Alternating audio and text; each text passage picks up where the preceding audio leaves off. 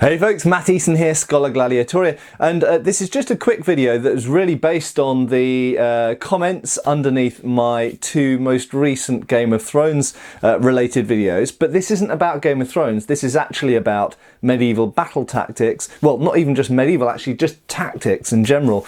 So you know, tactics for battles, strategies, and the fact that I've noticed that a huge proportion, perhaps most people, don't seem to be able to separate a plan, so you know, a strategy, from results.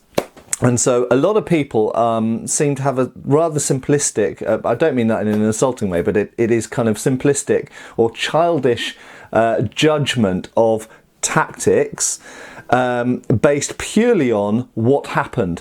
So for example, if we look at the Battle of Poitiers or the Battle of Agincourt, okay, so both of those were overwhelming, like mind-blowingly crushing defeats for French armies. However, in both cases, the French exhibited sound tactics. They exhibited sound strategic planning beforehand that just went wrong. And this is what a huge number of people don't seem to be able to get their heads around. Just because something didn't work out, just because something went terribly wrong, just because you had a car crash, doesn't mean that you're necessarily a bad driver or that you've got a bad car or whatever. You know, sometimes SHIT just happens, okay? Sometimes things, the best plans in the world, just don't work out for some reason. Sometimes it's because the odds are stacked against you.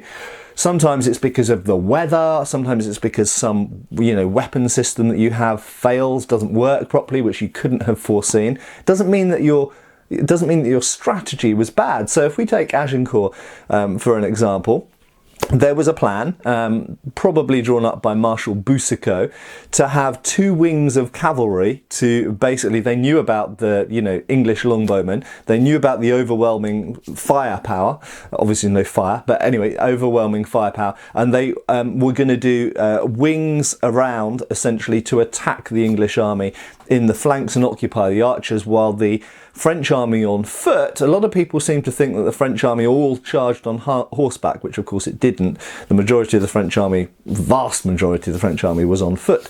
And so the two cavalry wings were supposed to basically nullify or at least reduce the potency of the English archers, while the French infantry advanced and engaged the English army. Now, in reality, you know, the English army didn't have an easy victory by any stretch. And we know that the English army was pushed back. We know that Henry V was nearly taken out in close combat. So, you know, it wasn't a clear-cut thing, but it was an English victory in the end. Does that mean that the French plan was bad?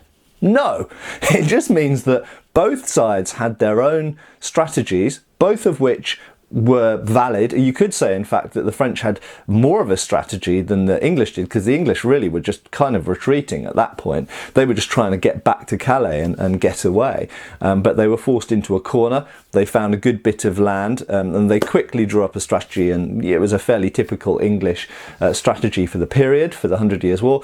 And it worked out for them very, very well. But there were other factors. The fact that the French arrived en masse in a confined space, the fact that there was a lot of rain, it was very muddy, which probably reduced the effectiveness of all parts of their army. In fact, issues with the crossbowmen and or not really using crossbowmen, and all sorts of other issues. So without going deep dive into Agincourt, the fact is that the French had a plan.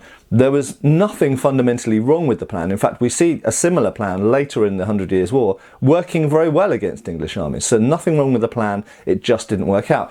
If we go back to Poitiers, in a way was an even more crushing victory of the French army.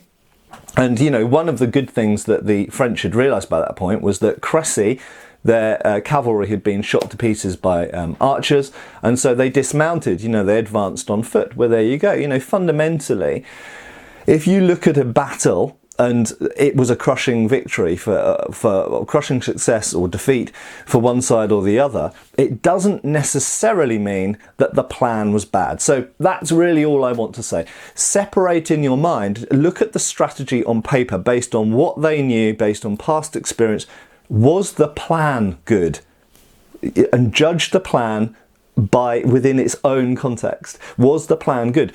What happens on the ground once battle is met and once things actually, well, you know, the famous saying goes, often the best strategy in the world doesn't survive first contact with the enemy. And when you've got external factors like weather and weapon systems and perhaps mercenaries and different elements of, you know, press ganged soldiers, all this kind of different unpredictable elements, it is a very big chaotic situation, battle and warfare, and strategies are there to kind of mitigate that chaotic factor, but at the end of the day things can go wrong. So separate in your mind between the results, what actually happened in the battle, and was the initial plan good? Because sometimes a bad plan results in victory, and sometimes a great plan results in defeat. Thanks for watching. See you again soon for another video. Thanks for watching. We've got extra videos on Patreon. Please give our Facebook a like and subscribe if you haven't already. Cheers, folks.